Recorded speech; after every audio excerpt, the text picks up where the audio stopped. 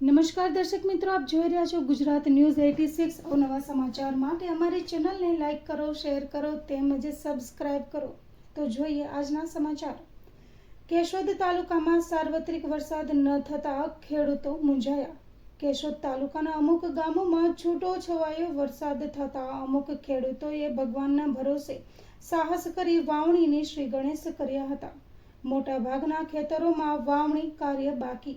ગત વર્ષની સરખામણીએ 10 થી 12 દિવસ વરસાદ મોડો અને ઓછો થતા ખેડૂતો મૂંઝવણમાં। ચોમાસાનો પ્રારંભ 15 જૂનથી થાય છે, ત્યારે છેલ્લા 3-4 વર્ષથી 15 જૂન પહેલા મેઘરાજા મન મૂકીને હેત વરસાવે છે। ગત વર્ષે 10 થી 12 જૂન સુધીમાં કેશોદ તાલુકામાં 10 ઇંચથી વધારે વરસાદ થયો હતો, ત્યારે વાવણી કરવા થનગનતા ખેડૂતોને વરાપની રાહ જોવી પડી હતી। ત્યારે હાલના વર્ષે આજે 27 જૂન સુધીમાં નહિવત વરસાદ થયો છે। વાવણી લાયક ન કહી શકાય, છતાં અનેક ખેડૂતોએ ભગવાનના ભરોસે સાહસ કરી વાવણીના શ્રી ગણેશ કરી છે। જો કે સમગ્ર તાલુકામાં સાર્વત્રિક વરસાદ થયો નથી।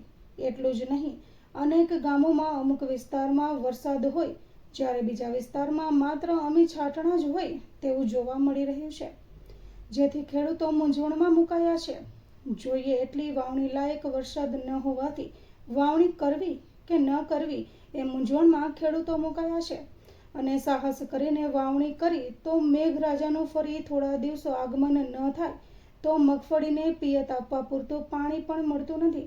ત્યારે મેઘરાજા અમી દ્રષ્ટિ રાખી મન મૂકીને હેત વરસાવે તેવી ખેડૂતો આશા સેવી રહ્યા છે। રિપોર્ટર ગોવિંદ હળિયા, કેશોદ, જૂનાગઢ।